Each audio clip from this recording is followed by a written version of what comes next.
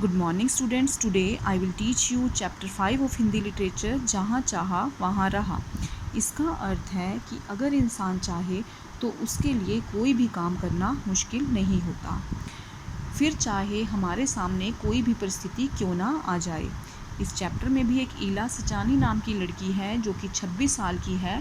उसके हाथ काम करने योग्य नहीं है, परंतु वह हाथों की इस कमी को तहे दिल से स्वीकार करती है और पैरों से काम करना शुरू करती है।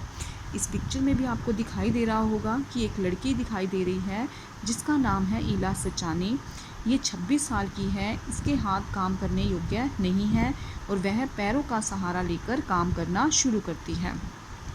तो आओ बच्चों, इस चैप्टर में के बारे में पढ़ते हैं और ईला की हिम्मत के बारे में जानते हैं। मलमली धोती का बादामी रंग खिल उठा था। मलमली यानी मलमल का कपड़ा, धोती का मतलब साड़ी। साड़ी पर जो बादामी रंग था वह बहुत सुंदर लग रहा था। किनारों पर कसूती के टांकों से पिरोई हुई बेल थी। जो साड़ी के किनारे थे उस पर कसूती के टांकों से बेल बनाई हुई थी। पल्लू पर भरवा टांका अपना कमाल दिखा रहा था और साड़ी के जो पल्लू था यानी पल्ला था उस पर भरवा टांका यूज़ किया हुआ था, वह बहुत ही सुंदर लग रहा था।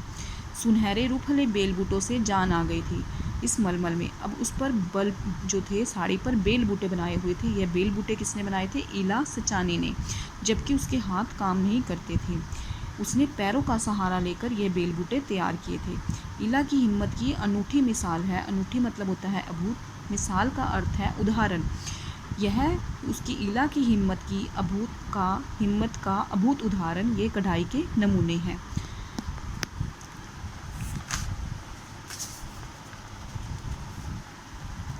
छब्बीस साल की ईला गुजरात के सूरत ज़िले में रहती है। ईला कितने साल की है? 26 साल की। और कहाँ रहती है? गुजरात के सूरत ज़िले में। वह अपंग है, उसके हाथ काम नहीं करते, लेकिन इससे ईला जरा भी निरुत्साहित नहीं होती। उसने अपने हाथों की इस कमी को तहे दिल से स्वीकार किया है और वह सब काम करती है। वह बच्चों के साथ खेलती है, पकड़ पकड़ाई खेलती है, विष अमृत का खेल खेलती है, परंतु जब धप्पा देने की बारी आती है तो वह निराश हो जाती है क्योंकि उसके हाथ काम नहीं करते। वह बहुत निराश होती है और अपने बहुत कोशिश करती है, परंतु उसके हाथों ने तो जैसे उसके साथ ना देने की ठान रखी हो, परंतु वह फिर भी घबराती नहीं है। वह पैरों का सहारा लेकर काम करना शुरू करती है, जैसे दाल भात खाना यानी रोटी खाना, फर्श बुहारना, पोछा लगाना, कपड़े धोना, तख्ती पर लिखना, ये सारे काम किससे करती है? वह पैरों से करती है। अब ईला ने स्कूल में दाखिला ले लिया है। पहले तो सभी उसकी सुरक्षा और उसके काम की गति को लेकर काफ़ी चिंतित थे, लेकिन जिस फुर्ती से ईला काम करती थी तो सब हैरान हो जाते थे। कभी कभी किसी काम को लेकर ईला को परेशानी का सामना भी करना पड़ता था, लेकिन वह उन परेशानियों के आगे झुकती नहीं थी। उसने 10वीं कक्षा तक की पढ़ाई अब पूरी कर ली। अब वो जो ईला थी उसने 10वीं कक्षा भी कर ली, परंतु 10वीं कक्षा की परीक्षा पास नहीं कर पाई क्योंकि वह दिए गए समय पर लिखने का काम जो था वो पूरा नहीं कर पाई। अगर समय रहते उसे यह मालूम हो जाता कि उसे ऐसे व्यक्ति की सुविधा मिल सकती है जो परीक्षा में उसके लिए लिखने का काम कर सके, तो शायद उसे परीक्षा में असफलता का मुंह न देखना पड़ता। अगर उसे पता चल जाता कि उसका लिखने का काम कोई और व्यक्ति कर सकता है तो ईला को यह असफलता का सामना ना करना पड़ता। उसे इस बात का बहुत दुख है। अब ईला को इस बात का बहुत दुख है, परंतु वह फिर भी हारती नहीं है। अब वह अपनी माँ और दादी को कशीदाकारी करते देखती है। उसकी माँ और जो दादी थी वो कढ़ाई का काम, कशीदाकारी होते कढ़ाई का काम करती थी। वह उन्हें सुई में रेशम पिरोने से लेकर बूटियाँ उकेरते हुए देखती रहती थी और एक दिन उसने कशीदाकारी करने की ठान ली। उसने सोचा कि मैं भी अब कढ़ाई का काम करूँगी। अब उसने क्या किया, दोनों अंगूठों के बीच दोनों अंगूठों के बीच सुई रखी और कच्चा रेशम पिरोया। यह काम करना आसान नहीं होता, परंतु उसने हिम्मत रख के यह काम करना शुरू किया। अब उसे 15-16 साल यह काम करते करते हो गए।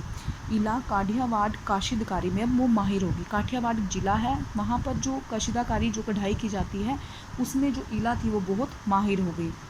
किस वस्त्र में कौन सा नमूना बनाना है, कैसा नमूना बनाना है, कौन से रंग यूज़ करने हैं, कौन से टांके यूज़ करने हैं, वह सब कुछ सीख गई थी। अब उसने जो काम अब तक किया था, अब उसने उसकी प्रदर्शनी लगाई यानी एग्जीबिशन लगाया।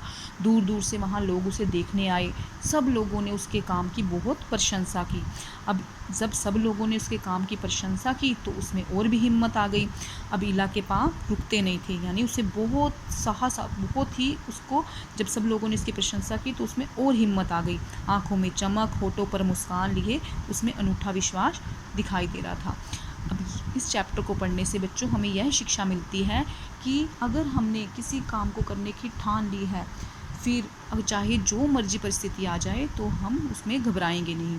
अगर इंसान चाहे तो वह कोई भी परिस्थिति आ जाए, वह कोई भी परेशानी आ जाए तो वह हर काम कर सकता है। Okay students, thank you, have a nice day.